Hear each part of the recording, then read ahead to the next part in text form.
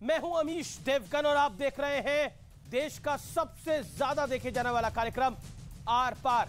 एक पुरानी कहावत है, चौबे जी गए छब्बे बनने लेकिन दूबे जी बनकर लौट आए।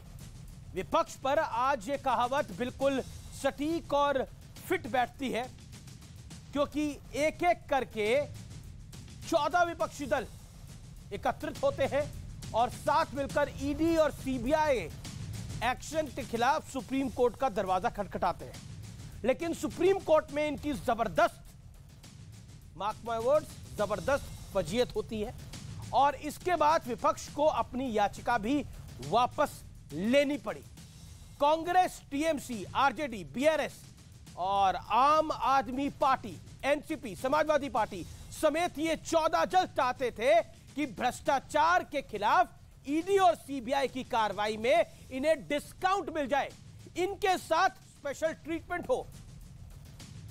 यानी मामला अगर बहुत ज्यादा गंभीर ना हो तो इन्हें अरेस्ट ना ही किया जाए, कुछ घंटों की पूछताछ या फिर हाउस अरेस्ट का ऑप्शन दे दिया जाए। यानी ये भ्रष्टाचार करने के बाद ऑप्शन लेना चाहते थे। लेकिन माननीय सुप्रीम कोर्ट ने दो टूक कह दिया कि नेता भी मूल रूप से देश के नागरिक ही होते हैं और नागरिक के तौर पर हम सब एक ही कानून से बंधे हैं। यानी नेताओं को स्पेशल छूट से कोर्ट ने साफ मना कर दिया है। जो कानून आपके लिए है, मेरे लिए है, वही नेतागण के लिए है। तो आज सबसे बड़ा सवाल है कि क्या कोर्ट का फैसला विपक्ष के लिए राहत की बजाय आफत लेकर आ गया है, क्योंकि छूट तो मिले नहीं, उल्टा विपक्ष पर बीजेपी के हमलों की धार अब और तेज हो गई है। आज इसी पर होगी देश की सबसे बड़ी बहस। विपक्ष का बिगड़ गया काम, माया मिली न राम। और आज मैंने कांग्रेस के दिग्गज नेता गुलाम नबी आजाद का एक बड़ा इंटरव्यू किया है, एक विस्फोटक इंटरव्यू किया है, जिसमें गांधी परिवार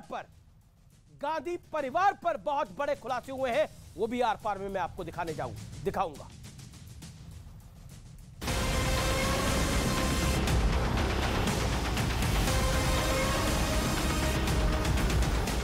एक एक कर 14 दलों का कुनबा जोड़कर विपक्ष ईडी और सीबीआई एक्शन के खिलाफ सुप्रीम कोर्ट पहुंचा।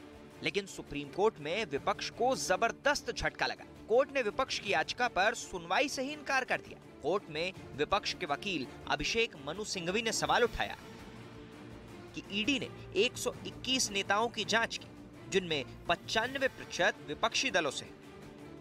सीबीआई ने 124 नेताओं की जांच की, इनमें भी 95% से अधिक विपक्षी थे। जिस पर कोर्ट ने कहा कि क्या हम इन आंकड़ों की वजह से कह सकते हैं कि कोई जांच या कोई मुकदमा नहीं होना चाहिए। कोर्ट ने यह भी कहा कि नेता भी मूल रूप से एक नागरिक ही होता है और नागरिक के तौर पर हम सभी एक ही कानून के अधीन हैं। चीफ जस्टिस ने सिंघवी से यह भी कहा कि आप कहते हैं कि ईडी अपराध या संदेह की गंभीरता के बावजूद गिरफ्तार नहीं कर सकता। हम ऐसा कैसे कह सकते हैं? अपराध की गंभीरता को कैसे नजरअंदाज किया जा सकता है? सीबीआई, ईडी जो भी जांच एजेंसी है, वो अपना काम न्याय संगत तरीके से, कानूनी तरीके से, संविधान के तहत कर रही है। प्रधानमंत्री जी ने कहा है वीवीआईपी कल्चर नहीं है, सब नागरिक बराबर है, सबका हक बराबर है। तो आज सर्वोच्च न्यायालय ने बताया आप भी आम आदमी की तरह हैं, आपके लिए कोई स्पेशल लॉ नहीं हो सकता है। अपोजिशन पार्टी से सुप्रीम कोर्ट जाना ही नहीं था। राजनीति, पॉलिटिक्स इस तरह नहीं करते। कुछ दिन पहले पीएम मोदी ने सीबीआई के एक्शन पर बड़ा संदेश दिया था। आपको कहीं पर भी हिचकने, कहीं रुकने की जरूरत नहीं है। जिनके खिलाफ एक्शन ले रहे हैं वो बहुत ताकतवर लोग हैं। बरसों बरस तक वो सरकार का, सिस्टम का हिस्सा रहे हैं। संभव है कई जगह किसी राज्य में आज भी विस्तृत सत्ता का हिस्सा हो, लेकिन आपको अपने काम पर फोकस रखना है। कोई भी भ्रष्टाचारी बचना नहीं चाहिए। कुल मिलाकर विपक्ष चाहता था कि भ्रष्टाचार पर एक्शन के खिलाफ नेताओं को सहूलियत वाला डिस्काउंट मिले, जिसे कोर्ट ने सिरे से खारिज कर दिया और विपक्ष को अपनी याचिका तक वापस लेनी पड़ी। लेकिन बड़ा सवाल है कि अगर कुछ गलत नहीं किया तो जांच पर इतनी हाय तौबा क्यों मचाई जा रही। आज इसी पर होगी देश की सबसे बड़ी बहस। और अब वक्त है आर पार के सुप्रसिद्ध विश्लेषण का। और व्यूअर्स, आज का जो फैसला है वो देश की जनता के लिए भी बहुत अहम है, क्योंकि माननीय गए थे 14 विपक्षी दल गए थे स्पेशल ट्रीटमेंट लेने के लिए, लेकिन कोर्ट ने बोला जो हैसियत देश के नागरिक की है वही हैसियत आपकी भी है, इसलिए आपको स्पेशल प्रिविलेज, स्पेशल ट्रीटमेंट नहीं मिल सकता। इसको आसान शब्दों में बोलूं तो नो डिस्काउंट वाले फैसले का विश्लेषण, जिसमें सीबीआई और ईडी पर डिस्काउंट मांगने के लिए गए थे विपक्ष के 14 विपक्षी दल। इसमें कांग्रेस, आम आदमी पार्टी, उद्धव गुट प्रमुख है, समाजवादी पार्टी है। जो 14 विपक्षी दलों ने योजना बनाई कि हमें स्पेशल ट्रीटमेंट मिले, लेकिन कोर्ट ने इंकार कर दिया। इससे पहले मोदी कह चुके थे कि सीबीआई तुम्हें रुकना नहीं है, बड़े बड़े नामों पर आप काम कर रहे हो, बड़े बड़े नामों का काम तमाम कर रहे हो, भ्रष्टाचार पे जीरो टॉलरेंस रखना है। लेकिन विपक्ष ने क्या मांगी छूट, आपको बताता हूं। गंभीर शारीरिक हिंसा छोड़कर दूसरे अपराधों में गिरफ्तारी पर रोक लगे। सुप्रीम कोर्ट ने 2 टूक क्या कहा, नेता भी मूल रूप से एक नागरिक है और हर नागरिक के लिए कानून एक समान है, जैसे आप, मैं, वैसे नेता। पॉइंट नंबर 2, ईडी सीबीआई के 95% केस विपक्ष के नेताओं के खिलाफ है। सुप्रीम कोर्ट ने क्या कहा, यह विपक्ष ने कहा। क्या आंकड़ों की वजह से कह सकते हैं कि जांच या मुकदमा नहीं होना चाहिए? एक एग्जांपल नहीं दे पाए। बढ़ता हूं मैं आगे। शर्तों का पालन नहीं करने पर हाउस अरेस्ट की सुविधा मांगी गई। कहा गया कि हाउस अरेस्ट कर दीजिए, लेकिन सुप्रीम कोर्ट ने क्या, अपराध की गंभीरता को कैसे नजरअंदाज किया जा सकता है, आप बताएं। बढ़ता हूं मैं आगे। रिमांड और जमानत को लेकर क्या कहा विपक्ष ने? रिमांड और जमानत को लेकर एससी नई गाइडलाइन जारी करे।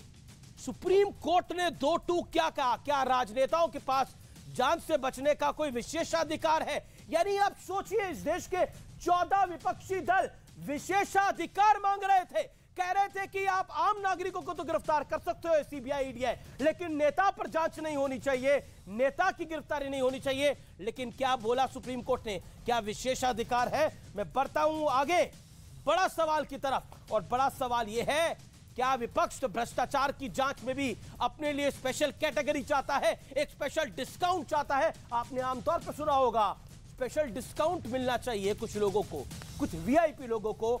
यानी ये भ्रष्टाचार में भी, करप्शन में भी, अपनी कारगुजारियों में भी एक स्पेशल डिस्काउंट की डिमांड कर रहे थे। मेरे साथ विपक्ष के कौन कौन जुड़ रहे हैं, आप भी आपका परिचय करा देते हैं। आनंद दुबे है मेरे साथ, शिवसेना के उद्धव गुट के राजकुमार भाटी है, प्रवक्ता समाजवादी पार्टी के, कांग्रेस से अनुज अत्रे होंगे, एके वाजपेयी जाने माने वकील हैं, और साथ ही साथ डॉक्टर सुधांशु त्रिवेदी सांसद है भारतीय जनता पार्टी के। राजकुमार भाटी, स्पेशल डिस्काउंट लेने गए थे 14 विपक्षी दल, खारिज कर दी याचिका और कहा या तो हम खारिज कर देते हैं और वापस भी दे दे, और फिर विपक्ष ने वापस भी ले ली। तो क्या आपको लगता है फजीहत करवाई तो करवाई, लेकिन जनता के सामने क्या मैसेज जाएगा इसका कि आप स्पेशल डिस्काउंट मांग रहे थे सीबीआई और ईडी से भ्रष्टाचार के केसेस में? 14 विपक्षी दल स्पेशल डिस्काउंट मांग रहे थे। देखिए, जो सुप्रीम कोर्ट का फैसला है वो बिल्कुल सही है, उसका मैं बिल्कुल भी ये नहीं कहना चाहता कि सुप्रीम कोर्ट ने फैसला गलत दिया है, लेकिन जो पार्टियों की मांग थी वो भी अपनी जगह सही है, जो रिट थी वो भी अपनी जगह सही है। क्या इस देश में ऐसा हो नहीं रहा है कि पार्टी देखकर, चेहरे देखकर कार्रवाई की जा रही है?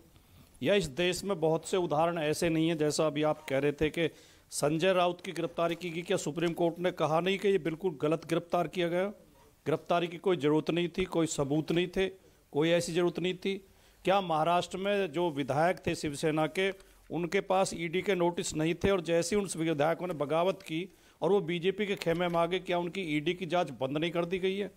क्या और बहुत से ऐसे नेता नहीं हैं, जैसे असम के मुख्यमंत्री हैं, उनके खिलाफ जांच चल रही थी, जैसे भारतीय जनता पार्टी में जांच बंद कर दी गई? जी, आप गंभीर नेता है तो थोड़ी गंभीरता की बात करते हैं। देखिए, ये हेमंता बिस्वा शर्मा, संजय राउत, इसके एग्जाम्पल सुप्रीम कोर्ट में भी दिए जा सकते थे, लेकिन मैं आपको बताता हूं आज हुआ क्या कोर्ट के अंदर। चीफ जस्टिस ऑफ इंडिया का ये कोर्ट, व्यूअर्स आपको भी ध्यान में रखना चाहिए और इन 14 विपक्षी दलों को भी ध्यान में रखना चाहिए। और आपको मैं ये बताऊं, आज असाउद्दीन ओवैसी ने एक बात बोली है कि आपने 2024 के लिए हथियार दे दिया है बीजेपी के हाथ में। 14 विपक्षी दलों ने। और मैं बताता हूं कैसे दिया है यह हथियार। आप सुनिए आज सीजीआई क्या कहता है, and I am quoting honourable CGI. So जब आप कहते हैं कि विपक्ष का महत्व खत्म हो रहा है, क्योंकि यह आज कोर्ट में कहा गया कि इसके चलते विपक्ष का महत्व खत्म हो रहा है, तो इसका इलाज राजनीति में ही है, कोर्ट में नहीं है। बेसिकली जनता की अदालत की लड़ाई ये कोर्ट की अदालत में लड़ने के लिए गए थे। सीजीआई ने यह भी कहा कि कोर्ट के लिए तथ्यों के अभाव में सामान्य गाइडलाइन जारी करना खतरनाक होगा। यानी एक भी फैक्ट अभिषेक मनु सिंघवी, देश के प्रमुख वकीलों में से एक और उनके साथ कई और वकील भी थे, वो आज तथ्य पेश ही नहीं कर पाए कि कैसे दुरुपयोग हो रहा है ईडी और सीबीआई का। राजकुमार भाटी इसे कहते हैं, एक सामान्य तौर पर कहा जाता है कि आप कहीं ना कहीं दिवाली मनाने गए थे, लेकिन दिवाला निकल गया है। भाटी साहब देखिए, जो बात आपने अभी बोली, मैं अगले वाक्य में वही कहने वाला था। मैंने शुरू में ही कहा था कि सुप्रीम कोर्ट का फैसला एकदम सही है। तकनीकी तौर पर उन्हें क्या, उनका ज्यूरिडिक्शन क्या है, उन्हें कितना अधिकार है, वो क्या आदेश दे सकते हैं, उस दृष्टिकोण से एकदम सही है। लेकिन विपक्ष के जो प्रश्न हैं वो भी अपनी जगह सही हैं, और सुप्रीम कोर्ट से भी बड़ी अदालत जनता की अदालत है। इन प्रश्नों को लेकर जनता के बीच में भी जाया जाएगा। अब मुझे एक बात बताइए, ये मतलब ये फजीहत कराने के लिए डिसाइड किसने किया था, इसकी जिम्मेदारी किस पर है? क्योंकि अखिलेश जी तो लखनऊ रहते हैं और अधिकतर यूपी की पॉलिटिक्स करते हैं, तो इस फजीहत के लिए जिम्मेदार कौन है? कांग्रेस जिम्मेदार है, अरविंद केजरीवाल जिम्मेदार है, उद्धव ठाकरे जिम्मेदार है। ये फजीहत कराई क्यों? आपको पता था ये निर्णय आएगा, और अगर आपको इतनी चिंता थी सीबीआई और ईडी के मिसयूज की, तो आप जनता के लिए क्यों नहीं गए? आप मतलब इतना वीआईपी कल्चर भरा हुआ है नेताओं के मन में कि अपने लिए स्पेशल कानून बनवाने के लिए चले गए आप लोग इस सदी के अंदर। ये मतलब क्या वीआईपी कल्चर है? ईडी सीबीआई में भी स्पेशल प्रिविलेज चाहिए नेताओं को। आप बहुत ज्यादा जोश में दिखाई दे रहे हैं अमीश जी, इसमें फजीहत जैसी कोई बात है ही नहीं। फजीहत तो अभी एक हफ्ता पहले सरकार की भी करी थी सुप्रीम कोर्ट ने, जब कहा था कि राज्य आंख मूंदे बैठे हैं, सांप्रदायिक तनाव पर, सांप्रदायिक भाषणों पर, हेट स्पीच पर राज्य आंख मूंद लेते हैं, कार्रवाई नहीं करते हैं। फजीहत तो सरकार की भी थी। कोर्ट देश की न्यायालय है, उच्चतम न्यायालय है, उसमें अगर हम जा रहे हैं और कोर्ट ने किसी वजह से तकनीकी कारणों से रिट की सुनवाई नहीं की, तकनीकी कारण नहीं जैसा कुछ हो, इसमें अपमान जैसा कुछ है ही नहीं। उन्होंने बोला कि आप वापस ले लीजिए, हम तकनीकी कारण है, आप वापस ले लीजिए, आपने विड्रॉ करी है। तकनीकी कारण वो होता है जिसमें कोर्ट बोले कि हमारा दायरा नहीं है उसको सुनने का। कोर्ट ने नहीं बोला, उन्होंने बोला आपके पास अभाव है तथ्यों का, आप स्पेशल प्रिविलेज का कानून मांग रहे हैं अपने लिए। लब्बो लुआब, आप वीआईपी कल्चर से इतने ग्रसित हैं इस देश के नेता कि वो सीबीआई और ईडी की जांचों में भी वीआईपी कल्चर की डिमांड कर रहे थे। सच्चाई ये है, ये देश को पता होना चाहिए। देखिए, जब अमीश जी मैं एक बात और कह दूं, देखिए संसदीय प्रणाली हमारी है, संसद बिना विपक्ष के पूरी होती ही नहीं है। बिना विपक्ष, सरकार का भी हिस्सा है विपक्ष, एक सत्ता पक्ष है, एक विपक्ष है। अगर दोनों हैं तो ही सरकार मानी जाएगी। अगर विपक्षहीन सरकार की कल्पना आप करें तो लोकतंत्र माना ही नहीं जा सकता। और क्योंकि इस सरकार में विपक्ष को लगातार निशाने पर लिया जा रहा है, विपक्ष के नेताओं को ईडी, सीबीआई, इनकम टैक्स के द्वारा परेशान किया जा रहा है, उन्हें गिरफ्तार किया जा रहा है, उनके खिलाफ। लेकिन मैं आपको बता दूं, इस समय की ब्रेकिंग स्टोरी, अभिषेक मनु सिंघवी जो कोर्ट में पेश हुए इस मामले में, उन्होंने बोला कि मैंने डिसाइड करा है अब इस मामले में मैं कोई इंटरव्यू नहीं दूंगा, मैंने जो अपनी बात रखनी थी रख दी है। और मैं आपको बता दूं, कांग्रेस और आम आदमी पार्टी ने ऑफिशियली इस पूरे मामले पर चुप्पी साध ली है, कोई कुछ नहीं बोल रहा है। सुधांशु त्रिवेदी, आज आपको मैं ये कह सकता हूं, खुश तो बहुत होंगे आप। आप जो बीते कई वर्षों में बात कह रहे थे अमीश जी, वो बात गाहे बगाए सिद्ध होती जा रही है। अभी आपने कहा अभिषेक, देखिए अमीश जी, अभी आपने कहा अभिषेक मनु सिंघवी जी ने कहा हम कोई बयान नहीं देंगे। अभी देखा भाटी जी ने क्या कहा, हम स्वागत भी करते हैं, और चेहरे के ऊपर पीड़ा भी झलक रही थी। तो पहले तो इनके लिए एक पंक्ति कह के विषय शुरू करता हूं। आज जो विपक्ष की हालत इस जजमेंट के बाद हुई है कि न तुम ही मिले और न मयस्सर तुम्हारी दीद हुई, तुम ही कहो ये मुहर्रम हुई कि ईद हुई। आज विपक्ष की स्थिति कमोबेश ऐसी हो गई है कि वो कह ही नहीं पा रहे हैं कि ये इनके लिए मुहर्रम मनाने का समय है या ईद मनाने का समय है। परंतु जो भाटी जी ने कहा उन्हीं में से 3 पॉइंट लेता हूं। इन्होंने कहा सर्वोच्च न्यायालय ने अभी कहा सारी प्रदेश सरकारों के लिए कहा कि साहब उनकी जिम्मेदारी है, उनको फटकार लगाई, सर्वोच्च न्यायालय सही है, वाह भाई वाह। संजय राउत को राहत दी, सर्वोच्च न्यायालय सही है, न्याय की विजय है। पवन खेड़ा को चंद घंटों में राहत मिली कोर्ट से, यह सही है और यह न्याय की विजय है। मगर भ्रष्टाचार के आरोप में राहत नहीं मिल रही है तो यह सरकार का अन्याय है। इतना दोहरा मापदंड यदि आप रखेंगे, अन्याय नहीं कहा मैंने, प्रबुद्ध नागरिक और सुधांशु जी अन्याय नहीं कहा मैंने, उसका भी स्वागत किया, समर्थन किया। नहीं, हम ये कह रहे हैं, आप लोगों का यही तो प्ली था ना कि साहब ये सरकार गलत कर रही है। अब मैं ये कहना चाहता हूं, इन्होंने कहा 95% नेता, तो मैं पूछना चाहता हूं इन सारी पार्टियों में एक पार्टी का नाम बता दीजिए 2014 से पहले जिसका कोई भी नेता भ्रष्टाचार के आरोप में सीबीआई या अन्य किसी जांच एजेंसी के द्वारा आरोपित ना हुआ हो और कोर्ट कचहरी के चक्कर न काटे हो। बड़ी खबर एनसीपी सोर्सेज कह रहे हैं कि विपक्ष के हवाले से यह खबर आ रही है कि आज का फैसला विपक्ष के लिए बुरी खबर है। आज का फैसला विपक्ष के लिए बुरे दिन साबित कर सकता है आने वाले दिनों के अंदर। ये इस पर मैं सीधा रिएक्शन लेता हूं। आनंद दुबे, क्यों बुरे दिन लग रहे हैं आप लोगों को? अमीश भाई नमस्कार। देखिए, कोई बुरे दिन नहीं है। हम अगर अदालत के पास नहीं जाएं तो हम कहां जाएं? यदि हमें कोई पीड़ा हो रही है, हम पर कोई दबाव बनाया जा रहा है, तो हम अदालत के पास जाएंगे। अब अदालत जो फैसला करता है हमें सर्वमान होता है, क्योंकि हम जानते हैं कि इस अदालत के ऊपर भी एक जनता की अदालत है जहां हमें भविष्य में जाना है, हम वहां भी अपनी बात कहेंगे। मैं सिर्फ ये पूछना चाहता हूं, सुधांशु भैया यहां बैठे हैं, सुधांशु भैया आप ईमानदारी से बताइए कि क्या सीबीआई और ईडी का जिस प्रकार उपयोग आप लोग कर रहे हैं वो सही है या गलत है? ये आप जानते होंगे। क्योंकि उपयोग कह रहा हूं मैं दुरुपयोग कह भी नहीं रहा हूं। उपयोग इसलिए कह रहा हूं कि आप हमें सिखा रहे हैं भविष्य के लिए, यदि हम कभी सरकार में आएंगे तो ऐसे ही चुन चुनकर कैसे किस संस्था का उपयोग करना है ये हम आपसे सीख रहे हैं। ये हो गई पहली बात। जी ये हो गई पहली बात। सुधांशु इसका जवाब, आप उपयोग कर रहे हैं, वो दुरुपयोग नहीं कह रहे उपयोग कर रहे हैं।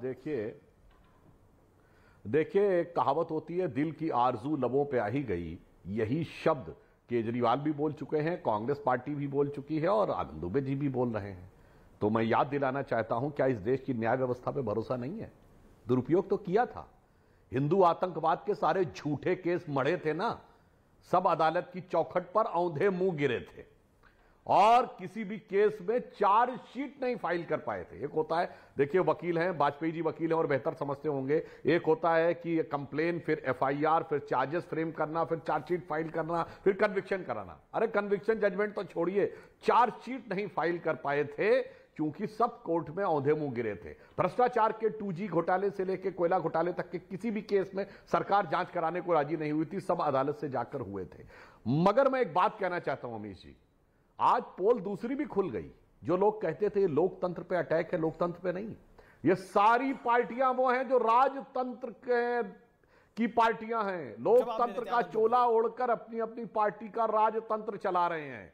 उत्तर से दक्षिण तक मैं ईमानदारी से कहना चाहता हूं, सिर्फ भारतीय जनता पार्टी और कम्युनिस्ट पार्टी को छोड़कर सब पार्टियां एक परिवार की पर्सनल प्रॉपर्टी में तब्दील हो गई हैं और इसीलिए वो भाव आ रहा है जैसे राजाओं के लिए अलग होना चाहिए। एक और बात कह दूं, ये जो हाउस अरेस्ट का थॉट दिया गया है ना अमीश जी, ये बड़ा पुराना थॉट है। ये अंग्रेजों के जमाने में जो अरेस्ट होते थे, हाउस अरेस्ट ही होते थे, किसी पैलेस में या किसी लेविश बंगले में पूरी साजो सामान, हमारे लुटियंस के बंगले में, हमारे साउथ दिल्ली के बंगले में, हमारे साउथ बॉम्बे के बंगले में, हमारे अच्छे किसी मकान में हमें हाउस अरेस्ट कर लीजिए। मतलब आनंद दुबे जी, एक कहावत है जो मैंने कार्यक्रम के शुरुआत में बोली, पुरानी कहावत है, इसमें आपका नाम भी आता है, चौबे जी गए छब्बे बनने लेकिन दुबे बन के वापस लौट आए। लेकिन आप मतलब स्पेशल प्रिविलेज मांग रहे थे, हाउस अरेस्ट हो, आलीशान बंगले में अरेस्ट कर लो, और मतलब वीआईपी कल्चर का मुगालवा कितना बड़ा है? नहीं देखिए सुधांशु भैया, ऐसा है कि जिस प्रकार सुप्रीम कोर्ट का हम सम्मान करते हैं, हाई कोर्ट का सम्मान करते हैं, जग जाहिर है। जब सुप्रीम कोर्ट में हमारी याचिका चल रही थी तो सुप्रीम कोर्ट ने कहा कि 10 दिन का आपको समय क्या दिया, आपने तो पूरी सरकार बना ली। किसको कहा? एकनाथ शिंदे जी की टीम को कहा। सुप्रीम कोर्ट में जब हम गए कि चुनाव आयोग हमारे साथ छल कर सकता है, चुनाव आयोग ने पूरी पार्टी उठाकर दूसरे व्यक्ति को दे दी जिसका पार्टी से कोई लेना देना नहीं है। हम वहां भी सुप्रीम कोर्ट गए, तो हम सुप्रीम कोर्ट जाते हैं सम्मान में, लेकिन हमें दुख तब होता है कि जब परिवारवाद का आरोप आप लगाते हैं और उसी परिवारवाद के लोगों के साथ 30-30 साल आप रेड कारपेट बिछाते हैं, अपनी गाड़ी के बगल वाली सीट पे बिठाते हैं, चाहे अकाली दल हो, चाहे शिवसेना हो, चाहे आपके जम्मू कश्मीर की पीडीपी हो, तब आपको याद नहीं आता कि परिवारवादी पार्टियों के नजदीक क्यों जाएं हम, क्यों जाएं जब ये परिवारवादी पार्टियां। ये एक वैलिड पॉइंट है, आप लोग सिलेक्टिव हो, और उन्होंने बोला कि हम कोई प्रिविलेज नहीं मांग रहे थे, हम लोकतंत्र में कोर्ट पे तो जाने का हमारा अधिकार है। हाउस अरेस्ट की कोई भी कहानी होगी, लेकिन आप तो फ्लैट पे हाउस अरेस्ट होना चाह रहे थे, बंगले में नहीं, आनंदू में। देखिए ऐसा नहीं, मतलब पता क्लियर कर दीजिए। नहीं, मैं एक बात क्लियर कर रहा हूं कि जिस प्रकार संजय राउत साहब की गिरफ्तारी हुई थी, आदरणीय कोर्ट ने फटकार लगाई थी हमने और खबर को कहा रिपोर्ट करा था।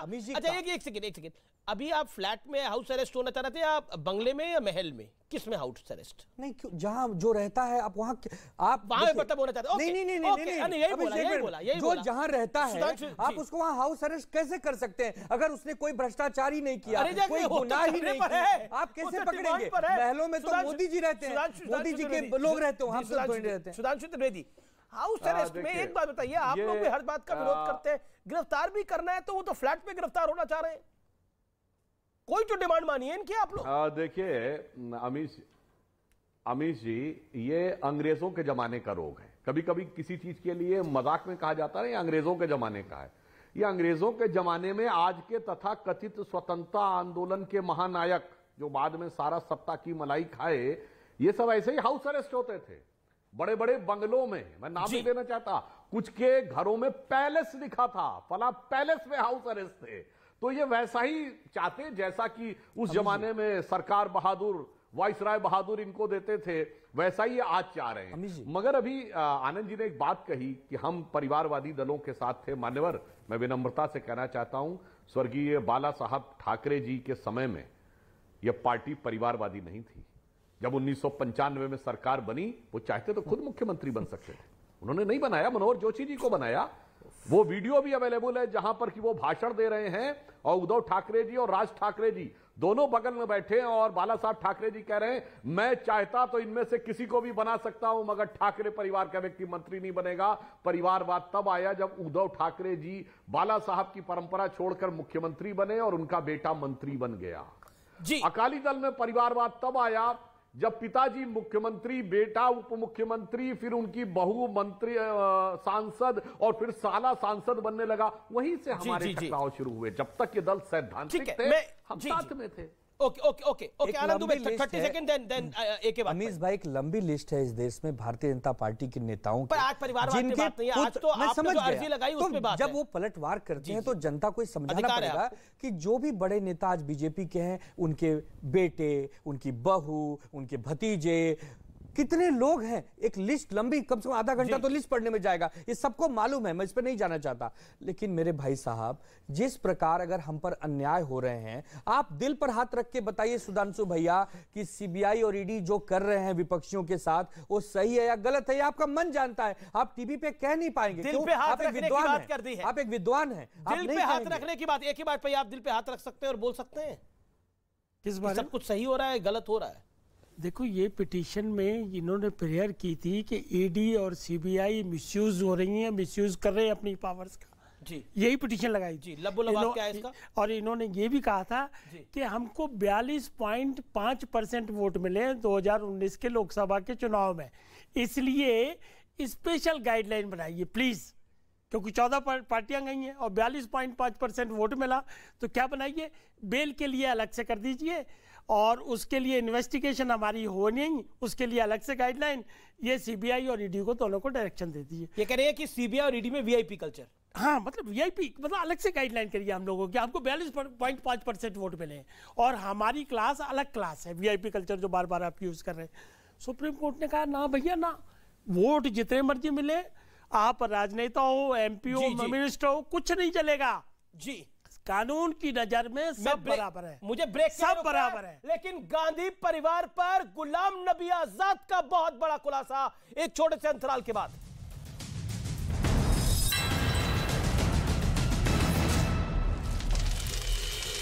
की ट्रक में भीषण आग लग गई है। यूनिवर्सिटी मेट्रो स्टेशन के नीचे ट्रक खड़ा था दमकल की गाड़ियों ने मौके पर पहुंचकर आग को काबू किया। उत्तर प्रदेश के मऊ में गेहूं के खेत में आग लगने से पूरी फसल जलकर राख हो चुकी है। काफी देर की मशक्कत के बाद आग को बुझा लिया गया है, लेकिन तब तक 3 बीघा गेहूं की फसल जो है जलकर राख हो गई है। आग लगने की वजह शॉर्ट सर्किट बताई गई। यूपी के औरैया जिले में एक ऑटो में आग लगने से ड्राइवर की मौत हो गई है। हादसा औरैया जिले में अछद्दा बिधुना मार्ग पर हुआ है। आग लगने की वजह से शॉर्ट सर्किट बताई जा रही है। हिमाचल प्रदेश के सिरमौर में जमीन खिसकने से नेशनल हाईवे 707 काफी देर तक बंद हो चुका है, जिसे हटाकर रास्ते को ठीक कर दिया गया है। दिल्ली के निहाल बिहार इलाके में दिल्ली पुलिस के एक जवान ने पुलिस की गिरफ्त में भाग रहे बदमाश को पकड़ लिया है। इस दौरान आरोपी ने हेड कांस्टेबल मनोज पर देसी कट्टे से फायरिंग करने की कोशिश भी की। लखनऊ में चोरों ने बैंक का एटीएम कार्ड का 35 लाख रुपए की चोरी को अंजाम दिया। मामला सुशांत गोल्फ सिटी इलाके का है। चोरों ने एटीएम के सीसीटीवी कैमरे पर स्प्रे डालकर वारदात को अंजाम दिया। असम के करीमगंज में भारत बांग्लादेश सीमा पर पुलिस ने 40 लाख रुपए के 20,000 टैबलेट जब्त किए हैं। साथ ही पुलिस ने 2 लोगों को गिरफ्तार किया है। बिहार के जमुई इलाके में सीआरपीएफ जवानों से भरी गाड़ी पुल से नीचे गिर गई। हादसे में घायल 4 जवानों को अस्पताल में भर्ती करवाया गया। गंभीर होने पर 2 जवानों को पटना रेफर किया गया। बेंगलुरु में सेना के एक कर्नल के भाई की 3 लोगों ने मामूली विवाद में पिटाई कर दी, जिसमें उसकी मौत हो गई। ऐसा बताया जा रहा है कि तेज संगीत बजाने से मना करने पर उसकी पिटाई की गई, जिसकी वजह से वो घायल हुआ। बाद में अस्पताल में भर्ती करवाया गया, जहां उनकी मौत हो गई। उत्तर प्रदेश के महोबा में एक आदमी ने तमंचे से केक काटकर जन्मदिन मनाया, जिसका वीडियो वायरल हो रहा है। वीडियो वायरल होने के बाद पुलिस आरोपी की तलाश कर रही है। दिल्ली में कोरोना के मामले फिर बढ़ रहे हैं। एक दिन में कोरोना के 521 नए मरीज मिले हैं, जबकि एक मरीज की मौत हो गई है। राजधानी में कोरोना के एक्टिव मरीजों की संख्या 1710 हो गई। महाराष्ट्र में भी कोरोना के एक दिन में 711 नए मरीज सामने आ चुके हैं, जबकि 4 मरीजों की मौत हो गई है। महाराष्ट्र में अब कोरोना के एक्टिव मरीजों की संख्या 3500 के पार पहुंच चुकी है। मध्य प्रदेश के ग्वालियर में देश का पहला जियो साइंस म्यूजियम तैयार हो चुका है। इसे बनाने में 35 करोड़ रुपए की लागत आई है। म्यूजियम को देखने के लिए लोगों को 25 रुपए देने होंगे। सिक्किम में बर्फीले तूफान में फंसकर 7 पर्यटकों की मौत हो चुकी है। अब तक 20 पर्यटकों को बचाया गया है। सेना और पुलिस ने चलाया रेस्क्यू ऑपरेशन। प्रधानमंत्री नरेंद्र मोदी ने हादसे पर दुख जताया। गुजरात के सूरत चिड़ियाघर में बढ़ती गर्मी को देखते हुए जनवरी को जानवरों के लिए विशेष इंतजाम किए गए हैं। जानवरों को खाने पीने की विशेष व्यवस्था का ख्याल रखा जा रहा है। बेंगलुरु शहर के बाहरी इलाके में भारी बारिश होने की वजह से जनजीवन बेहाल हो चुका है। कई जगह सड़कें डूब चुकी हैं, जिससे वहां लोगों को काफी परेशानी का सामना करना पड़ा। गुजरात के गिर में शेरनी ने दांत से गाड़ी को पंक्चर कर दिया। कार के पास पहुंची शेरनी की लोगों ने तस्वीर खींच ली और उसी वक्त शेरनी कार के टायर में अपने दांत गड़ाकर बैठी हुई नजर आई और उसके बाद उसकी हवा निकाल दी। इजराइल के यरूशलेम में अल-अक्सा मस्जिद में भड़की हिंसा। इजराइल पुलिस के जवान और फिलिस्तीन के नागरिकों के बीच झड़प हुई। गाजा पट्टी पर इजराइल के हमलों से पश्चिमी एशिया में बढ़ा तनाव। हमास के ठिकानों पर ताबड़तोड़ हमले किए गए। कई ठिकाने पूरी तरीके से तबाह हुए। अमेरिका के पूर्व राष्ट्रपति डोनाल्ड ट्रंप की मैनहट्टन की कोर्ट में पेशी हुई। पॉर्न स्टार से संबंध छिपाने के लिए पैसे देने के आरोप में चल रहा है ये पूरा मामला। 4 दिसंबर को होगी केस की अगली सुनवाई। अमेरिका के पूर्व राष्ट्रपति डोनाल्ड ट्रंप ने कोर्ट में पेश होने के बाद सफाई दी। खुद पर लगे आरोपों को गलत बताया। पाकिस्तान ने चीन के एक नागरिक को आतंकवादी होने के शक में गिरफ्तार किया है। चीन के नागरिक से अवैध हथियार और कारतूस जब्त किए गए। पूर्वी यूक्रेन के शहर बखमूत की लड़ाई में एक बार फिर नया मोड़ आ चुका है। यूक्रेन ने बखमूत पर रूस के कब्जे का दावा किया है, जिसे खारिज किया गया। वैगनर ग्रुप ने कब्जे का दावा जो किया उसे खारिज किया। पेरू में भारी बारिश के बाद आई बाढ़ ने भीषण तबाही मचाई है। लोगों के घरों में घुसा पानी। कई शहर पूरी तरीके से पानी में डूबे। केरल ट्रेन में आग लगाने के आरोपी को महाराष्ट्र पुलिस ने केरल पुलिस को सौंप दिया है। सूत्रों के मुताबिक आरोपी शाहरुख ने ट्रेन में आग लगाने की बात कबूल की है। केरल ट्रेन में आग मामले का शाहीन बाग कनेक्शन सामने आया है। केरल एटीएस की टीम ने शाहीन बाग में आरोपी शाहरुख के घर पहुंचकर की पूछताछ। महाराष्ट्र पुलिस ने रत्नागिरी से गिरफ्तार किया था। केरल ट्रेन आग की एनआईए ने भी शुरू कर दी है जांच। कन्नूर रेलवे स्टेशन पर एनआईए की टीम ने ट्रेन की बोगी की जांच की। बिहार हिंसा के मुद्दे पर विधानसभा में जमकर हंगामा हुआ। बीजेपी ने नीतीश सरकार पर हमला बोला तो नीतीश कुमार ने हिंसा के पीछे साजिश का आरोप लगाया। बिहार शरीफ हिंसा की जांच के दौरान पुलिस ने कई इलेक्ट्रॉनिक सबूत बरामद किए हैं। बिहार शरीफ और सासाराम में हिंसा के पहले और हिंसा के दौरान कई व्हाट्सएप ग्रुप एक्टिव थे। बिहार हिंसा मामले में पुलिस ने अब तक 180 लोगों को गिरफ्तार किया है। साथ ही पुलिस ने रोहतास में 3 केस और नालंदा में 18 केस दर्ज किए हैं। वहीं रोहतास जिले में अगले आदेश तक इंटरनेट बंद रहेंगे। बिहार में रामनवमी की शोभा यात्रा के दौरान हिंसा को लेकर बीजेपी नीतीश सरकार पर हमलावर है। बीजेपी नेताओं ने बिहार की कानून व्यवस्था पर सवाल उठाए। वहीं बिहार सरकार हिंसा के पीछे साजिश की बात कह रही है। बिहार के सासाराम में हिंसा की हैरान करने वाली तस्वीरें सामने आई है। उपद्रवियों ने पहले लूटपाट की और उसके बाद मकानों में आग लगा दी। घरों में मौजूद लोगों ने किसी तरह से भागकर वहां से अपनी जान बचाई। पश्चिम बंगाल के हावड़ा में रामनवमी पर हथियार लहराने वाले आरोपी को पुलिस ने बिहार के मुंगेर से गिरफ्तार किया है। छापेमारी के दौरान आरोपी के घर से पिस्तौल बरामद हुई। पश्चिम बंगाल के हुगली हिंसा मामले में पुलिस ने अब तक 36 लोगों को गिरफ्तार किया है। साथ ही केंद्रीय गृह मंत्रालय भी हिंसा को लेकर एक्शन में है और पश्चिम बंगाल सरकार से रिपोर्ट मांगी है। महाराष्ट्र के अहमदनगर में 2 पक्षों में हिंसक झड़प हो गई है। दोनों तरफ से पत्थरबाजी हुई और कुछ गाड़ियों में आग लगा दी गई। पुलिस ने कई लोगों को गिरफ्तार किया। दिल्ली के जहांगीरपुरी में पुलिस ने बढ़ाई सुरक्षा। हनुमान जयंती पर शोभा यात्रा निकालने की नहीं दी गई इजाजत। इलाके में पुलिस के जवान तैनात।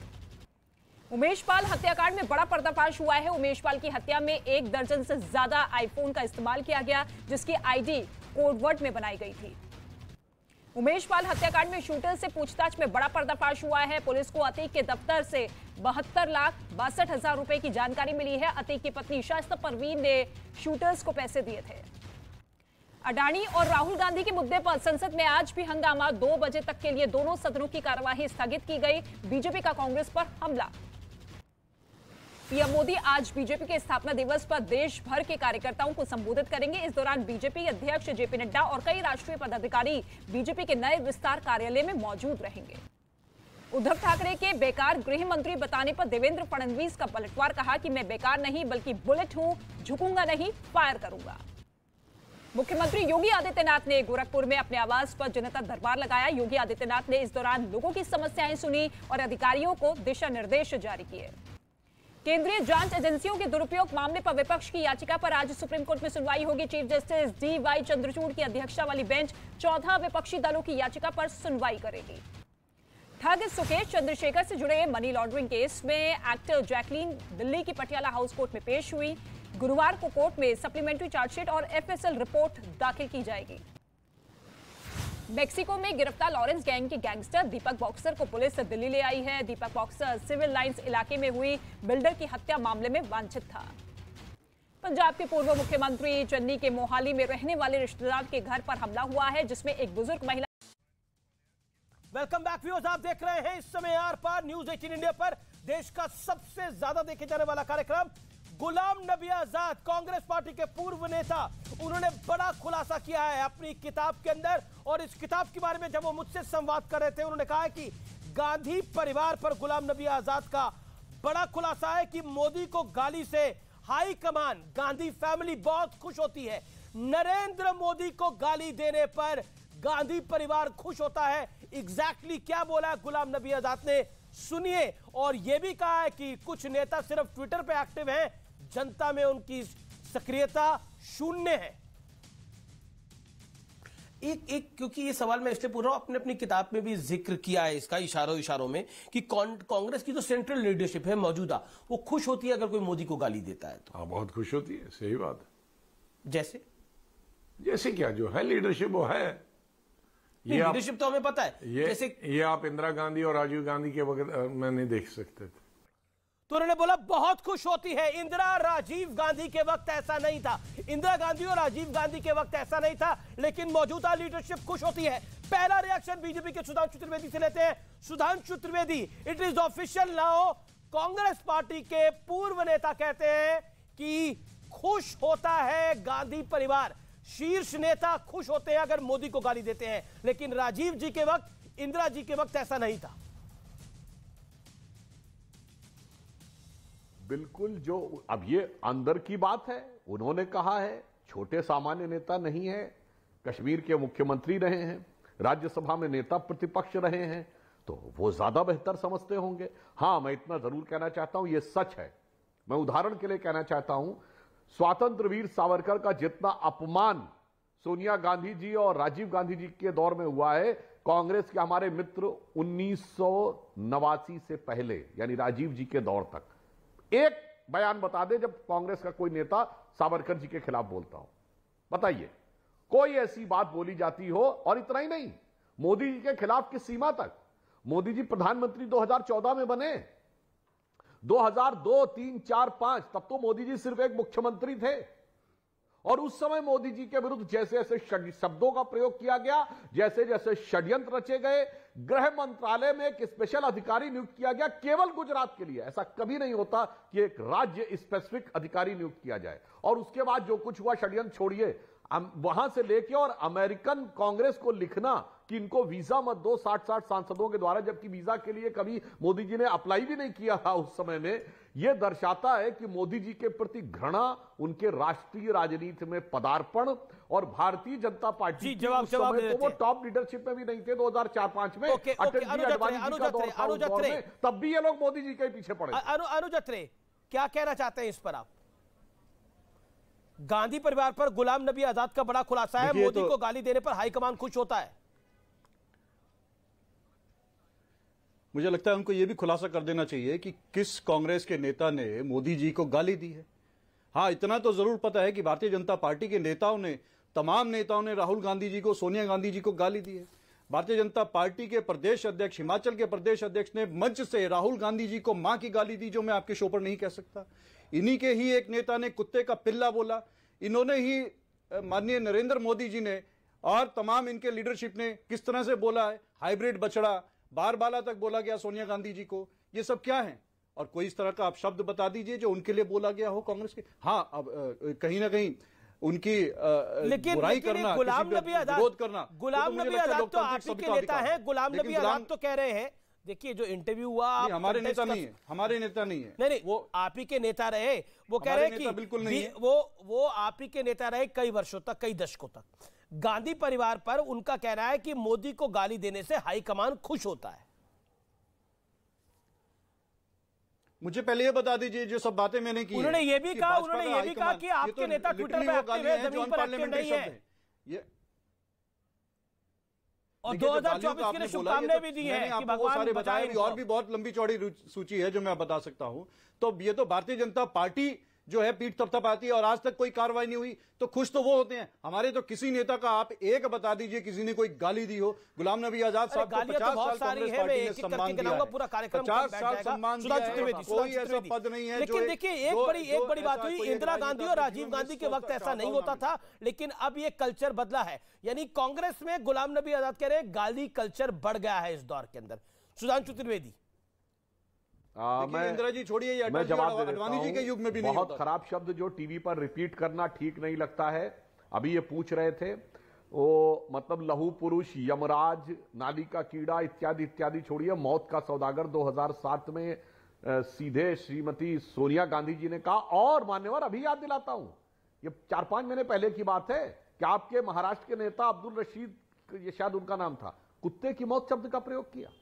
ये बताइए, आपके सुबोधकांत सहाय जी केंद्र में गृह राज्य मंत्री रह चुके, हिटलर की मौत, इमरान मसूद बोटी बोटी काट डालूंगा। अब कुछ बचा है क्या? बोटी बोटी मौत, मौत की कामना, मौत के प्रकार। और आपके ऑफिशियल ट्विटर हैंडल से कांग्रेस के लिखा गया तू चाय बेच, बाद में विवाद हुआ तो उसे हटाया। याद करिए मणिशंकर अय्यर ने कहा कि प्रधानमंत्री नहीं बनेंगे, नहीं बनेंगे, नहीं बनेंगे, अगर वो चाय का स्टॉल लगाना चाहते तो एआईसीसी में आके लगा ले। अब बताइए, मैंने तो 5 नाम गिना दिए, जवाब दीजिए। अनुज अत्रे, देखिए मुझे लगता है कि ये बता दीजिए 2013 से पहले, 2014 के चुनाव से पहले बताइए कि किस तरह से, क्या इस तरह की शब्दावली का प्रयोग कभी देखने को, सुनने को आया है? कांग्रेस पार्टी का तो वो रहा है, हम लोग तो संस्कार को मानने वाले रहे हैं, चाहे सरकार में रहे हो या विपक्ष में रहे हो, चाहे अटल जी अडवाणी जी की सरकार रही हो या कांग्रेस पार्टी का डॉक्टर मनमोहन सिंह का 10 साल का कार्यकाल रहा हो। किसी आप नेता का इस तरह का बता दीजिए। राहुल गांधी जी तो पहले भी थे, सोनिया गांधी जी तो पहले भी थे, इंदिरा जी का, राजीव गांधी जी का युग तो बहुत पुराना युग है, उससे पहले का आपका मैं रिएक्शन वर्तमान के युग की बात। सुधांशु 30 सेकंड। शायद मान्यवर सुन नहीं पाए, मैंने 2013 का ही बताया है। मणिशंकर अय्यर जी ने तब कहा था मोदी जी प्रधानमंत्री नहीं बने थे, नहीं बनेंगे नहीं बनेंगे नहीं बनेंगे, तब का बोला है। और बोटी बोटी काट देने वाला बयान गुलाम नबी आजाद सम्मान चाहेंगे तो सम्मान देना पड़ेगा। अगर सम्मान चाहेंगे तो सम्मान देना पड़ेगा। आप मेरा बार बार अपमान करेंगे तो बदले में आपको थाली में परोस के सम्मान तो नहीं दूंगा। अब तो मामला ये हो गया है। अगली खबर में दिखा रहा हूं। और क्या बोला गुलाम नबी आजाद ने? राहुल गांधी का नया तकिया कलाम क्या है? ये पूरा इंटरव्यू अब से 8 मिनट बाद हम आपको लाइव दिखाने वाले हैं। लेकिन राहुल गांधी का नया तकिया कलाम क्या है? राहुल गांधी पर क्या बोले गुलाम नबी आजाद? वो उनका रुख ये हो चुका है, वो हर किसी को आरएसएस का इंसाइडर मानते हैं, हर किसी को बीजेपी वाला मानते हैं। उनका तकिया कलाम हो चुका है, जो पार्टी से जाना चाहता है वो चला जाए। क्या बोला गुलाम नबी आजाद से, सुनिए जरा एक्सक्लूसिव इंटरव्यू में। ये तो ये राहुल जी का तो फेवरेट है हर आदमी के लिए, ये उनका नहीं, ये उनका तकिया कलाम फेवरेट। वो नाराज हो गया, जाने दो, वो नाराज हो गया, आरएसएस में जाने दो, ये तो उनका फेवरेट है। अच्छा, मतलब कोई भी जा रहा हो तो कोई भी जा रहा जाने दो, आरएसएस में जाने दो। राहुल गांधी का फेवरेट है, कोई जा रहा हो तो चला जाए। जनता को हम बता दें जरा, ये जो गुलाम नबी आजाद हैं, ये जनाब ने इंदिरा गांधी के साथ किचन कैबिनेट में काम किया है, संजय गांधी, राजीव गांधी, सोनिया गांधी और राहुल गांधी, और नंबर 1 की पोस्ट पर रहे हमेशा। तो इनको एक एक चीज रत्ती रत्ती मालूम है, कोई चीज झूठ नहीं बोलेंगे। ये जो ये कह रहे हैं बिल्कुल सच्चाई बोल रहे हैं। लेकिन आज का टेक अवे क्या है? आज का टेक अवे ये है कि भ्रष्टाचार की लड़ाई जारी रहेगी और जोर शोर से जारी रहेगी। सुप्रीम कोर्ट ने ठप्पा लगा दिया है कि एजेंसियां अपना काम कर रही हैं, उनको काम करने दीजिए। टेंशन बढ़ा रहे हैं, एनसीपी के सोर्सेस कह रहे हैं चोरों की टेंशन बढ़नी चाहिए। अगर कोई चोरी करेगा तो बचेगा कैसे? शरीफ आदमियों के ऊपर तो नहीं ईडी रेड करेगी, शरीफ राजनेताओं के ऊपर तो नहीं सीबीआई। इन्होंने डाटा दिया था पिटीशन में, 2004 से 14 तक सीबीआई ने 72 पॉलिटिशियन के खिलाफ केस किया। जी। उसमें 43 जो है अपोजिशन। जी। उनका डाटा ये। एक सुधांशु त्रिवेदी, राहुल गांधी का नया तकिया कलाम है, उनका फेवरेट वर्ड है जो जाता है जाए, और वो हमेशा हर किसी को बोलते हैं आरएसएस में चले जाओ, बीजेपी में चले जाओ। तो लोग यही कर रहे हैं अब। देखिए, मैं जरा ईमानदारी से एक बात बता देना चाहता हूं, छोटे मोटे लोग नहीं जा रहे हैं। गुलाम नबी आजाद साहब मुख्यमंत्री जम्मू कश्मीर के रहे, चले गए। कैप्टन अमरिंदर सिंह मुख्यमंत्री पंजाब के, चले गए। विजय बहुगुणा मुख्यमंत्री उत्तराखंड के, चले गए। एसएन कृष्णा पूर्व मुख्यमंत्री कर्नाटक के, चले गए। और जो बाहर जाके मुख्यमंत्री बने उसमें भी बड़ी लंबी लाइन है। ममता बनर्जी चली गई, मुख्यमंत्री बन गई। जगन मोहन रेड्डी चले गए, मुख्यमंत्री बन गए। हेमंता विश्व शर्मा चले गए, मुख्यमंत्री बन गए। 2 और मुख्यमंत्री थे जो चले गए, कोलिको पुल अरुणाचल प्रदेश के, और प्रेमा खांडू चले गए। आप सबको छोड़ते चले गए तो आज कांग्रेस की राहुल गांधी जी के नेतृत्व में वो गति हो गई है कि नादान तमन्ना रेती में उम्मीद की कश्ती खेती है, एक हाथ से देती है दुनिया, 100 हाथों से ले लेती है, ये खेल है कब से जारी, बिछड़े सभी बारी बारी। आपके अब वो जो मुख्यमंत्री नहीं रहे उनकी बात नहीं कह रहा हूं, अशोक गहलोत जी जाते आते बच गए, राष्ट्रीय अध्यक्ष बनाने जा रहे थे, बागी हो गए थे, वो भी बॉर्डर लाइन केस पे आके वापस आ गए। तो जो मुख्यमंत्री नहीं बने उनकी तो सूची बहुत लंबी है। सिर्फ वो बताए जो या तो मुख्यमंत्री थे या जाने के बाद एडवाइजर हो गया है। ये कौन एडवाइजर हो गया राहुल जी का? कभी ये विपक्ष की अर्जी लगवा रहा है सुप्रीम कोर्ट में और खारिज हो रही है, और सबको कह रहे हैं आरएसएस से बीजेपी में चले जाओ। अमित जी, उन्हें कोई अपना क्यों नहीं लग रहा? एक छोटी सी लिस्ट बताई है, मैं और भी इससे आगे की भी लिस्ट बता देता हूं, पर लेकिन इसमें एक सोचने वाली बात यह है कि जो लोग जा रहे हैं जा कहां रहे हैं आखिर, और आखिर क्यों वहीं जा रहे हैं? कि कोई भी कहीं से जाता है वो भारतीय जनता पार्टी में ही क्यों जाता है? ऐसा कौन गुलाम नबी कहा बीजेपी में गए? ऐसा कौन सा गोल है कहा बीजेपी में गए? वहां जाकर के चले, तो बताइए ना, कहां जाने वाले हैं बीजेपी में? गुलाम नबी आजाद कहां भारतीय जनता पार्टी में गए? सुनिए, उन्होंने तो अपनी पार्टी बनाई है जिनका इन्होंने बताया। और भी और सुनिए ना, बहुत लंबी चौड़ी लिस्ट है। जो एक बहुत बड़ी पुरानी कहावत थी, मैं 2 लाइन बोलना चाहूंगा कि निंदक नियरी राखी है, आंगन कुटीर सवाए, बिन पानी साबुन बिना निर्मूल करे सवाए। किसके लिए कह रहे हैं आप ये किसके लिए कह रहे हैं? निंदक को नीरे रखना चाहिए। आज की डेट में जो सीबीआई आज की डेट में ईडी सीबीआई इनकम टैक्स नियरी राखी है ताकि निंदक नियरी ना आए। जो ये आज आज तो गए, आज ही तो फटकार लगी, ना कर सके, आज ही तो गए, आज ही तो याचिका विड्रॉ कर ली। भाजपा सुधांशु त्रिवेदी, ये तो कमाल है। बड़े पद दीजिए, मंत्री बनाइए। देखिए इन्होंने एक दोहा सुनाया है अमीश जी, सभी राजनीतिज्ञों को ध्यान रखना चाहिए। रामचरितमानस की एक चौपाई है, आजकल तो रामचरितमानस से बहुत बोलने लगते हैं, उसकी एक चौपाई है, सचिव वैद्य गुरु तीन जो, प्रिय बोले भय आस, राज धर्म तन तीन का होए वेग ही नाश। यानी यदि कोई राजा है, उसके सचिव उससे डर के कारण मीठा मीठा बोलने लगे तो राज गया, वैद्य मीठा मीठा बोलने लगे तो तन गया, और गुरु मीठा मीठा बोलने लगे तो धर्म गया। सचिव वैद्य गुरु तीन जो, प्रिय बोले भय आस, राज धर्म तन तीन का होए वेग ही नाश। वैद्य का तो नहीं पता, पर गुरु और सचिव ये तो मुझे लगता है मीठा मीठा बोल के राहुल गांधी जी को कहां से कहां पहुंचा दिए हैं। यह कांग्रेस का कोई अंदरूनी व्यक्ति ज्यादा बेहतर समझता होगा। जी बड़ी खबर सोर्सेज के वाले से, विपक्ष कह रहा है कि यह आम आदमी पार्टी और कांग्रेस के दबाव में गलती हुई है, मिस्टेक हुई है। विपक्ष का एक बड़ा धड़ा मान रहा है कि आम आदमी पार्टी और कांग्रेस के दबाव में मिस्टेक हो गई है। राजकुमार भाटी, क्या आपको लगता है कांग्रेस और आम आदमी पार्टी का जो दबाव था उसमें एक बड़ी गलती हो गई समूचे विपक्ष से? क्योंकि इस विपक्ष का हमारे सोर्सेज कह रहे हैं एक बड़ा धड़ा मान रहा है, ये गलत स्ट्रैटेजी पे काम कर गया विपक्ष। नहीं, बिल्कुल कोई गलती नहीं हुई है। जब सरकारें अलोकतांत्रिक काम करती हैं, तानाशाही करती हैं, तो दो ही जगह बचती हैं, या तो न्यायालय या जनता के बीच में जाया जाता है। लेकिन अभी जो सुधांशु जी जो सुना रहे थे वो चौपाई नहीं है, वैसे वो दोहा है जो सुधांशु जी ने सुनाया रामचरितमानस का। लेकिन ये तो आपने कह दिया कि सचिव गुरु और वो मीठा मीठा बोले, और अगर एंकर भी मीठा मीठा बोले तो भी कुछ कहा गया कहीं किसी रामचरितमानस में या महाभारत में कि एंकर भी सवाल ना पूछे सरकार से, एंकर सवाल का सरकार का समर्थन ही करने लगे, तो भी उस परिस्थिति के लिए भी कहीं कुछ कहा गया होगा। विपक्ष का काम सरकार की आलोचना करना है, सरकार की कमियों पर नज़र रखना है, और उसके लिए विपक्ष प्रयास कर रहा है। इसमें कोई गलती जैसी बात नहीं है। सरकार तानाशाही कर रही है, विपक्ष को दबा रही है।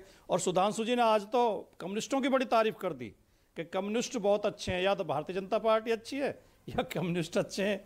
इनकी पूरी राजनीति कम्युनिस्ट विरोध भी साथ थे इस चिट्ठी में। और जहां तक आपने एंकर की बात करी, अब बताइए आपकी याचिका आपने विड्रॉ करी है, सुप्रीम कोर्ट से खारिज हुई है, तो मैं क्या बोलूं, खारिज नहीं हुई है, मैं क्या बोलूं। सीजीआई ने बोला है कि जनता की अदालत में जाके आपके लिए थोड़ी कहा मैंने, ये पॉलिटिकल लड़ाइयां नहीं हो सकती, तो मैं क्या बोलूं, आप बताइए ना मुझे।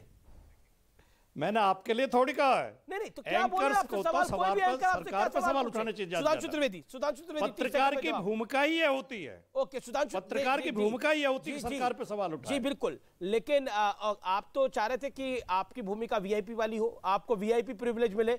सुधांशु त्रिवेदी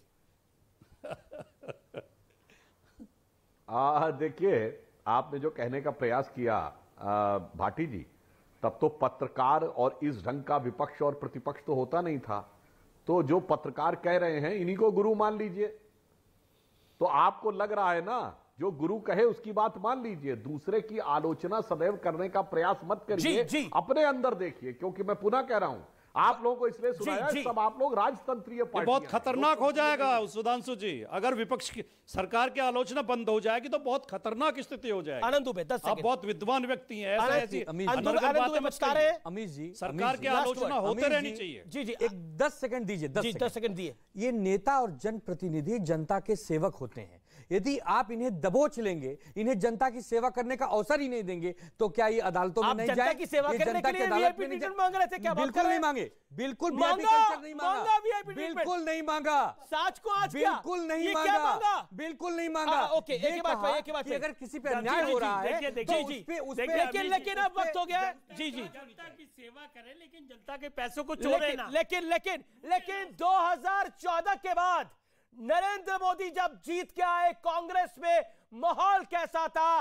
अभी तक का सबसे बड़ा खुलासा गुलाम नबी आजाद का वो इंटरव्यू जो इस समय देश दुनिया देखना चाहती है?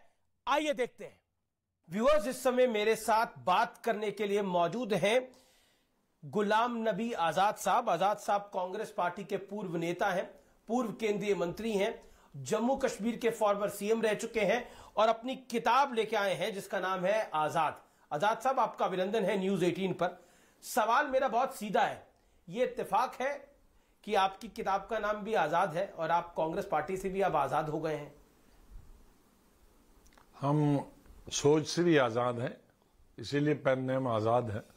हमारी सोच भी आजाद है, काम करने का तरीका भी आजाद। तो आजाद होकर कैसा महसूस कर रहे हैं आप? नहीं, मैं आजाद तो तभी से था जब से पैदा हो गया जी। लेकिन आपकी किताब आने के बाद आपकी जब कुछ साक्षात्कार आए, आपकी किताब की कुछ पन्ने जब बाहर आए, तो दिग्विजय सिंह ने बोला कि पहले आप अपनी पार्टी को बचा लीजिए, उसके बाद कांग्रेस की बात करिएगा। और आप तो मोदी जी के सहारे हैं, उनकी बैसाखियों को सहारे हैं। दिग्विजय सिंह आपके पुराने मित्र हैं। गुलाम नबी आजाद किसी के सहारे राजनीति नहीं करता। जो ऐसा बोलते हैं वो किसी के सहारे बात करते हैं, और उन्होंने जो भी बोला है दगा करते हैं। कुछ लोगों को हिम्मत है बाहर आके करने की, कुछ लोग 40 साल से अंदर बैठ के ही कांग्रेस को खा रहे हैं। तो भी राहुल गांधी की जो सदस्यता गई है, इसको आप किस तरह से देखते हैं? नहीं, मैंने तो उसका विरोध किया है पहले, जिस दिन हुआ था उसी दिन। वो गलत है, उसकी सदस्यता नहीं कैंसिल होनी चाहिए थी, बिल्कुल गलत है। ये कानून सिर्फ क्रिमिनल बैकग्राउंड के लोगों को लगना चाहिए। लेकिन ऑर्डिनेंस तो आप राहुल जी ने ही फाड़ा था। अब उसका भुगत भी वही रहे है ना। हमने तो तब हमें मालूम था कि ऐसी चीजें जब कोई गलत चीज बनाओगे वो अपने आप में ही कायम आती है। जब ऑर्डिनेंस फाड़ा था, जब मैं ये सवाल इसलिए पूछ रहा हूं, जब ऑर्डिनेंस फटा ये और राहुल गांधी ने प्रेस कॉन्फ्रेंस करी, ऑर्डिनेंस फाड़ा, उसके बाद डॉक्टर मनमोहन सिंह का क्या रिएक्शन था? क्योंकि कैबिनेट ने उस ऑर्डिनेंस को पारित किया था और डॉक्टर मनमोहन सिंह के लिए बड़ी पॉलिटिकल एम्बैरेसमेंट हुई थी पूरे देश के अंदर। नहीं, वो उनका क्या रिएक्शन था? देखो, वो बड़ी शरीफ आदमी थे जी, बहुत ही शरीफ आदमी। कोई दूसरा प्राइम मिनिस्टर होता तो he would have gone ahead. ये ऐसा हथियार है कानून का जो किसी के खिलाफ कभी भी इस्तेमाल हो सकता है। पर राहुल गांधी ने ऐसे रिएक्ट क्यों किया? ये पॉलिटिकल लैक ऑफ मैच्योरिटी था, या फिर उनको लगता था कि उसके ब्राउनी पॉइंट्स, यानी कुछ उसका पब्लिक में बड़ा शानदार रिएक्शन आएगा? आपको क्या लगता है? मुझे नहीं लगता। आई थिंक वो हमेशा ज्यादा मीडिया से प्रभावित होता है राहुल जी, अनफॉर्चुनेटली। तो कभी आपकी 1-to-1 टॉक हुई होगी, आपने कभी समझाने का प्रयास करा? 20 दफा हुई है। तो जब आप समझाने का प्रयास करते थे तो कैसे रिएक्ट करते थे Rahul ji? Think of the past. ये जो कांग्रेस ने एक नया नैरेटिव बिल्ड करना शुरू करा है आजाद साहब, कि कोर्ट्स खराब है, इलेक्शन कमीशन खराब है, ईवीएम खराब है, मीडिया खराब है, सब खराब है, बस सब गुलाम नबी आजाद भी बहुत खराब है, बस वही कपिल सिब्बल भी अब ठीक नहीं है। सब सिर्फ वही ठीक है। जो उनकी तारीफ करे, प्रेज करे, वही ठीक है और वही हिंदुस्तान। ये बदलाव क्यों आया? इस तरह की भाषा शैली क्यों हो गई? क्योंकि जब दिमाग बेकार हो, कोई काम नहीं हो। मैं 5 महीने से देहात में, गांव में, मुझे मालूम नहीं क्या हो रहा है दुनिया में। जब आप घर में बैठे हो, कोई काम नहीं है, तो यही दिमाग चलता है। पर काम तो हो सकता है, पार्टी खड़ी करने की। कांग्रेस की अब तक की सबसे खराब स्थिति में कांग्रेस है। हाँ? कांग्रेस अभी तक की अपनी तक देखो, जिन राज्यों में लोग काम करते हैं वो आ रहे, बाकी जहां नहीं काम करते तो वहां कोरे हैं। तो ये राहुल जी की सदस्यता गई, उसमें एक छोटा सा मैटर था कि अगर राहुल जी एक ओबीसी कम्युनिटी से माफी मांग लेते तो मामला दब जाता। ऐसा नहीं है कि पंडित नेहरू ने भी करा है, राहुल जी भी पहले इंदिरा गांधी ने मांगी इमरजेंसी के बाद, इंदिरा गांधी ने मांगी है। तो उन्होंने एक, क्योंकि आपने काफी सारे गांधी के साथ काम किया, आपने राजीव गांधी के साथ काम किया, इंदिरा जी के साथ काम किया, फिर आपने सोनिया जी के साथ काम किया, राहुल जी के साथ भी काम किया। मैं ये जानना चाहता हूँ, एक जो नैरेटिव बिल्ड किया कि गांधी माफी नहीं मांगते। नहीं, सब गांधी माफी मांगते हैं। गांधी ने तो, महात्मा गांधी जो असली गांधी है, वो भी बहुत हम्बल थे। उन्होंने तो अपनी यात्रा ही विड्रॉ करी जब अंग्रेजों को मार दिया था। जब थाने के लोगों पर हमला किया, पुलिस के लोग मारे गए, तो उन्होंने पूरी यात्रा विड्रॉ की। तो ऐसा नहीं है गांधी ही होने में। आपने तो 2014 में आप 2014 में कांग्रेस में थे, मंत्री थे, कांग्रेस चुनाव हारी, लेकिन क्या आपको लगता है मोदी के आने के बाद कांग्रेस में क्या बदल गया? मतलब 2014 के बाद कुछ नहीं, कांग्रेस में क्या बदलना? कांग्रेस घर बैठ गई कि अच्छा हारना ही है, कोई कोशिश नहीं की गई कि हमें दोबारा सत्ता में आना। और ये जो गाली की परंपरा शुरू हुई, चाहे वो अब खड़गे साहब हो, चाहे और कोई हो, कोई रावण बोलता है, कोई गंदी नाली का कीड़ा बोलता है, कोई कुत्ते की मौत मोदी मरेगा वो बोलता है, उसको आप कैसा लेते हैं? क्योंकि कहीं ना कहीं ऐसा लगा कि मोदी के खिलाफ एक नफरत हो गई है। देखो, किसी के खिलाफ, मैं मोदी की नहीं बताता हूं, किसी के खिलाफ बोलो तो उससे उस आदमी की स्टेटस पता चलता, मयार पैदा होता कि क्या है आदमी। गाली से, जिसको गाली देते हो उसका कुछ नहीं जाता है, क्योंकि आपकी किताब, लेकिन जो गाली देने वाला है उसका पता चलता है कि ये आदमी क्या है। क्योंकि ये सवाल मैं इसलिए पूछ रहा हूं, आपने अपनी किताब में भी जिक्र किया है इसका इशारों में कि कांग्रेस की जो सेंट्रल लीडरशिप है मौजूदा, वो खुश होती है अगर कोई मोदी को गाली देता है तो। हाँ, बहुत खुश होती है, सही बात है। जैसे क्या जो है लीडरशिप वो है, ये लीडरशिप तो हमें पता है। ये आप इंदिरा गांधी और राजीव गांधी के वक्त में नहीं देख सकते थे। वही मैं कह रहा हूं, ये ट्रेंड क्यों बदला? आपको डांट देते। मोदी को आप बतौर नेता कैसा देखते हैं? क्योंकि हमने पार्लियामेंट में वो सबने हमने देखा, पूरा दुनिया देखते हैं, जैसे पूरा दुनिया देखते हैं, हम भी देखते हैं। अब what is your take on Narendra Modi? हर लीडर में कुछ गलत चीजें होती हैं, कुछ अच्छी चीजें हैं, वो उनसे अलग नहीं है। इंसान है, इंसान तो भगवान नहीं है। इंसान अच्छी चीजें भी करता है, इंसान तो अच्छे इंसान है, एवरेज इंसान है, बुरे इंसान है, कैसे इंसान है नरेंद्र? कई चीजें बहुत अच्छी करते हैं, कई चीजें नहीं करनी चाहिए वो हो रही हैं। आपको लगता है जैसा राहुल गांधी ने बात बोली लंदन में जाके कि भारत में लोकतंत्र समाप्त हो गया, आपको लगता है ऐसा? नहीं, वो अगर है तो यहां कहना चाहिए था। लोकतंत्र में हमारे को भी कहते थे, इंदिरा जी के वक्त में भी लोकतंत्र समाप्त हो गया था और कर ही दिया था, अमरजीत सिंह लेगा। लेकिन विदेश लेवल पे अपने देशवासियों, अपने गवर्नमेंट के खिलाफ कभी नहीं। ये तो हम जब बिल्कुल ABC राजनीति सीखते हैं तो हमें सिखाया जाता था कि विदेश जाओ तो अपने देश के खिलाफ, इवन जो गवर्नमेंट है, अपोजिशन भी, उसके खिलाफ नहीं बोलना। जी, अब मैं आपकी किताब में एक दिलचस्प किस्सा है जिसमें the Congress party's determination to destroy itself was even more evident in Assam. यानी असम की जब आपने कहानी देखी, जब हिमंता बिस्वा शर्मा, आप बिल्कुल कॉन्फिडेंट थे कि इस व्यक्ति के पास नंबर्स हैं, इस व्यक्ति के पास शक्ति है, इसको CM बनाना चाहिए और गोगोई को हटा देना चाहिए। क्या इंसिडेंट था वो बता दिया बुक में, ये तो पढ़ने वालों के लिए है। जी, तो क्या आपको क्या लगा कि कब कांग्रेस खुद ही destruction film, self destruction mode में? वो अगर फैसला नहीं करते, हनुमंता को, उसको, हेमंत को चीफ मिनिस्टर बनाते तो आज हमारे साथ 8 स्टेटें होती। आपने समझाया नहीं? ब्लेम तो आप पे भी आएगा कि आपने क्यों नहीं समझाया था? यार मैं ऑब्जर्वर था, मां प्रेसिडेंट थी, उन्होंने फैसला नहीं किया तो मैं क्या फैसला करता? हमारा काम जो दिया था बहुमत सिद्ध कराना, वो हमने किया।